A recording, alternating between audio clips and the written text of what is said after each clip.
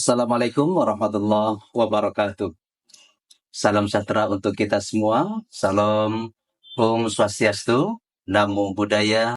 Para pemirsa kerukunan yang saya banggakan, bersyukur kepada Tuhan Yang Maha Esa pada kesempatan hari ini kita kembali untuk menyaksikan tayangan podcast kita pada edisi yang kedua. Dan kali ini kita bersama narasumber yang sangat luar biasa, yang tidak asing lagi bagi kita. Kita bersama dengan Bapak Kepala Kantor Wilayah Kementerian Agama Provinsi Kalimantan Barat, Bapak Dr. Haji Muhajirin Yanis. Selamat siang Bapak. Selamat siang. Dan sehat selalu. Kita dengan beliau sudah tidak asing. Beliau senantiasa ada di mana-mana. Kadang ada di kabupaten kota, kadang ada di sekolah, kadang ada di asrama haji, apalagi sekarang ini jelang-jelang pemberangkatan haji kita. Insya Allah beliau senantiasa untuk membersamai kita. Dan kali ini kita bersama beliau akan bincang-bincang kaitannya dengan moderasi beragama. Izin Pak Kanwil. Nah, kita ini kan kadang-kadang mendengar dari saudara-saudara kita yang ada di luar sana bahwa ketika berbicara moderasi beragama, anggapan mereka bahwa agama kenapa harus dimoderasi? Padahal kan ini sudah paten, sudah dari sononya, kok perlu dimoderasi dan lain sebagainya. Nah, kira-kira untuk memahamkan hal ini kepada masyarakat kita, saudara-saudara kita yang ada di luar sana, pandangan Bapak tentang definisi moderasi itu gimana Pak kira-kira?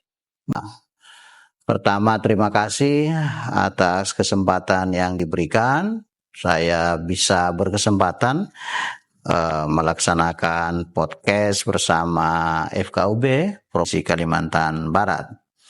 Terkait dengan apa yang ditanyakan tadi, tentu kita harus memahami bahwa yang dimoderasi itu bukan agama.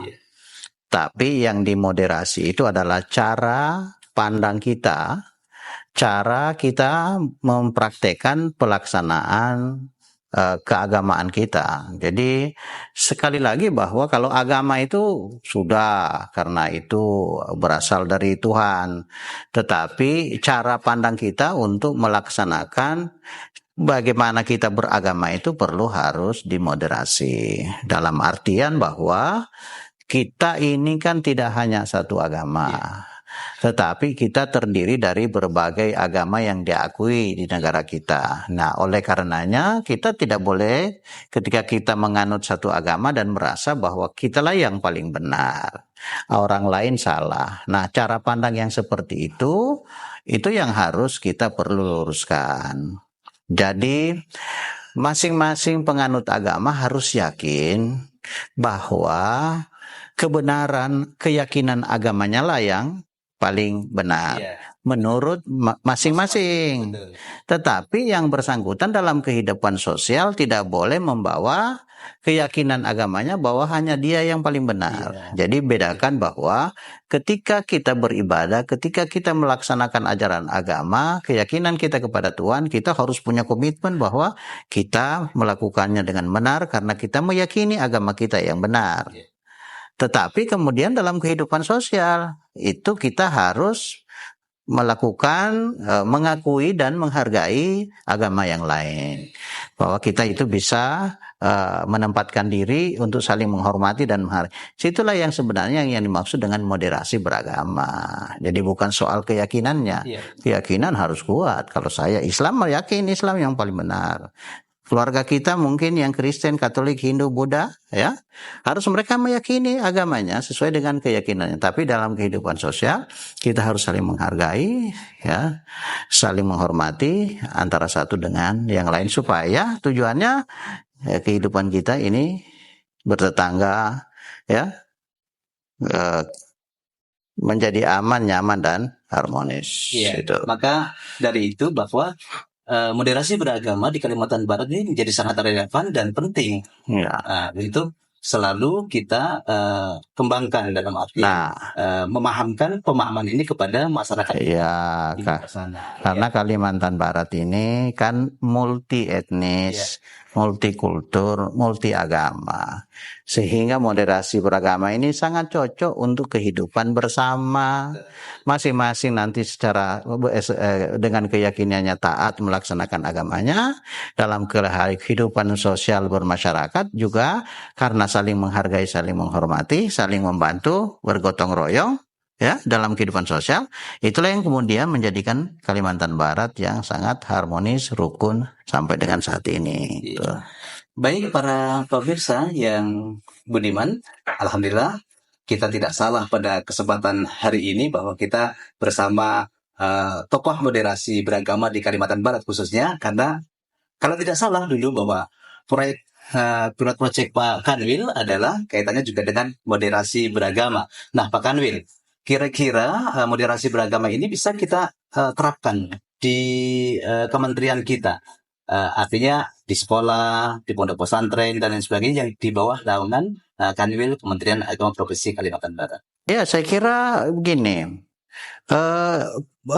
persoalan tentang moderasi beragama itu tidak hanya persoalan kehidupan antara umat beragama, tapi internal kita karena kita juga memiliki paham-paham yang berbeda.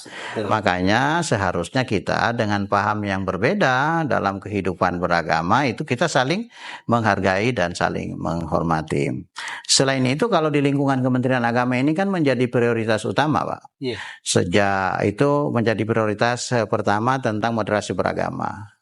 Untuk saat sekarang ini menjadi prioritas pertama itu adalah membangun kerukunan, ya dan kehidupan sosial yang berdampak. Ya, jadi kita dalam hal kerukunan ini tidak hanya saling menghormati, tetapi diharapkan kita juga dapat meningkatkan untuk saling membantu dan saling menolong antara satu dengan lain.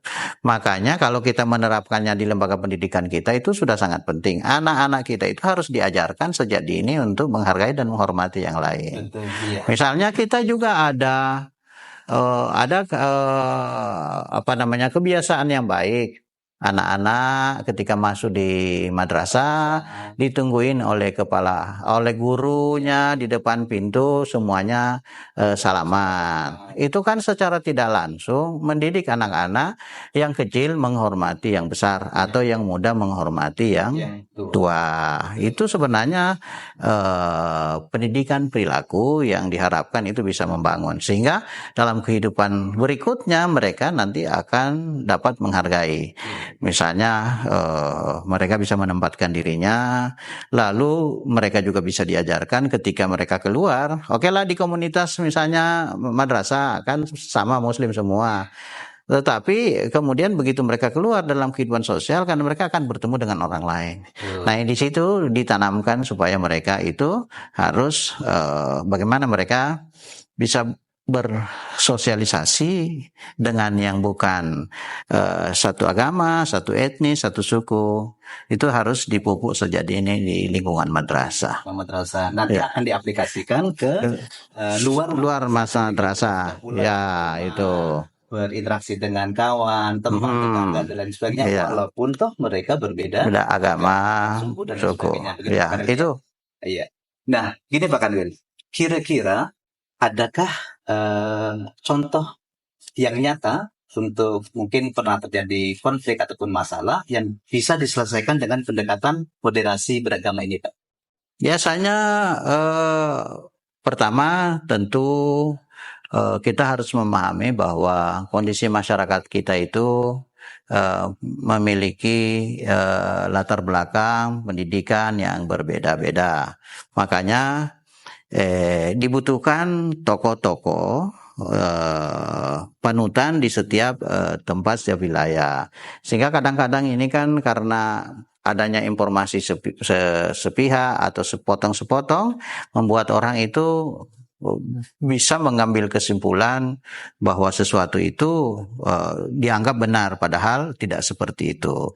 Dan ini banyak yang bukan banyak, sering kalau terjadi, tetapi alhamdulillah itu bisa diselesaikan secara dialog dan oleh kelompok-kelompok. Misalnya seperti peristiwa ada yang melempar rumah ibadah misalnya. Nah, kalau ini tidak secara bijak untuk menanggapi itu kejadian, itu bisa saja akan menjadi pemicu konflik.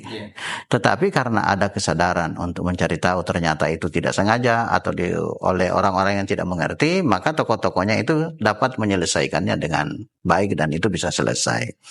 Nah, tentu kondisi yang seperti itu harus itu tadi program prioritas kita itu tentang membangun atau meningkatkan kerukunan umat beragama dan cinta kemanusiaan, ini yang kita tanamkan, itu maksudnya lebih banyak kita memberikan contoh yang baik. Misal begini, kita ini kan tinggal satu kompleks. Biasanya kalau kompleks perumahan kan tidak semua seagama, pasti akan bertetangga dengan yang berbeda agama. Dan kemudian bagaimana kita, tentu kita bisa membangun, menghormati, menghargai, tapi tidak sebatas itu. Seperti apa itu cinta kemanusiaan? Kita bisa saling menolong, misalnya kita punya hajatan, ruang parkir kita kecil, di tetangga kita itu punya ruang yang cukup besar, kebetulan beda agama, maka dengan penuh kesadaran yang tetangga kita membuka ruang itu, silakan diparkir di sini, gunakan ini, itu adalah contoh yang paling bagus dan itu yang terus kita suarakan dan terus kita praktekkan supaya menutupi celah orang-orang yang tadi berpikir untuk bagaimana kan. Pasti ada yang berpikir hal-hal yang bagaimana supaya ini bisa bentrok. Tapi alhamdulillah kalau di Kalimantan Barat ini semuanya berjalan dengan baik dan semua menjaga kerukunan, termasuk kita ini di Kalwil dengan program Kampung Moderasi. Itu seluruh kabupaten kota di Kalimantan Barat sudah ada kampung moderasinya. Dan termasuk desa sadar kerukunan. Termasuk juga kita punya desa sadar kerukunan dan itu tentu menjadi hal yang baik bagi kita. Mudah-mudahan. Dan kalau kita mau nengok kondisi desa kita, sebenarnya semua sudah moderasi semua. Ya, tuh. Tinggal sekarang ini tataran aplikasi. Kalau aplikasi saya kira sampai dengan hari ini kondisi kita nyaman dan aman karena memang tanpa sadar semua masyarakat telah berpartisipasi untuk menjaga kerukunan ini. Ya. Jadi pola interaksi kita lihat itu lancar di pasar di mana saja.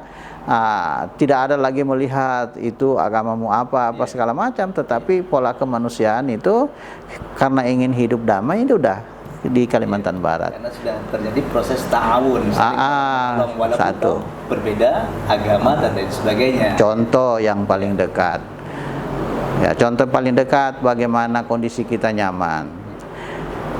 Kita di Pontianak ini khususnya dan umumnya di seluruh kabupaten kota itu Pak.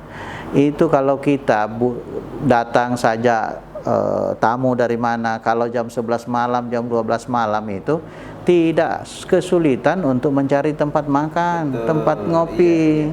Itu artinya kalau masyarakat kita itu masih ada yang jualan sampai dengan jam 12, jualan sampai jam 1, bahkan 21 kali 24 jam yang jualan, itu indikasi bahwa wilayah itu aman dan nyaman.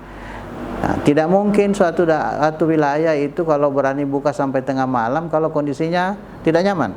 Nah, saya terus terang, orang jangankan kalau nyari ngopi, mau ngopi di mana banyak yang buka Pak. Itu artinya satu, kondisi daerah kita aman. Ya, mau jalan jam berapapun nyaman karena ada yang menjual, ya, ada pembelinya. Dan itu juga artinya ekonomi masyarakat tidak berputar hanya pada siang hari sampai dengan malam hari. Itu pemasukan ataupun income kepada masyarakat ini putar dan bergerak sesuatu yang mereka harapkan. Iya. Baik, para pemirsa yang berbahagia, kita tadi sudah banyak mendengar tentang apa sih sebetulnya moderasi beragama dan aplikasinya serta hasilnya ketika kita bermoderasi baik dengan saudara, tetangga, kawan dan lain sebagainya, baik itu ada di sekolahan, di Kementerian Agama Kabupaten Kota, kemudian di mana saja yang kita dengan bermoderasi ini ternyata sangat luar biasa. Oh ya, Pak Kanwil, kira-kira ketika kita kan sering melihat di tengah-tengah masyarakat kita seperti Bapak tadi sampaikan bahwa ketika kita anak-anak sudah kita didik di madrasah, pesantren dan sebagainya, ketika keluar mereka berinteraksi dengan saudara-saudara kita yang lain agama, suku dan lain sebagainya. Tidak terkecuali ketika kita di dalam rumah ibadah kita tadi itu. Bahwa ketika hari raya dan sebagainya ternyata saudara-saudara kita yang lain itu menjaga perayaan agama lain, muslim dan lain sebagainya, saling menjaga dan sebagainya. Nah, ini apakah juga perwujudan dari sikap moderasi kita terhadap mereka, Pak? Dan kita sebenarnya situasi yang seperti itu yang harus kita harapkan. Dan saya kira itu salah satu bentuk implementasi kesadaran beragama, pemahaman bahwa kita saling membantu dari aspek sosialnya, ya.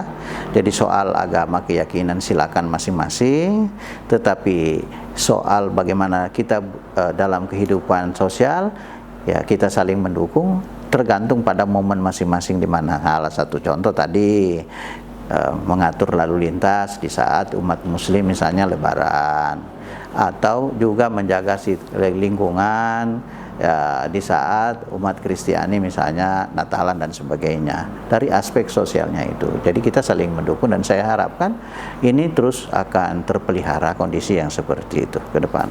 Baik, terima kasih Pak Kanwil, saudara-saudara sekalian, para pemirsa kerukunan yang berbahagia. Segmen yang pertama kita sudahi tentang konsep moderasi beragama bersama Bapak Kanwil Kementerian Agama Provinsi Kalimantan Barat, Bapak Dr. Haji Muhajirin Yanis, dan kita akan ketemu lagi pada segmen yang kedua. Demikian, terima kasih.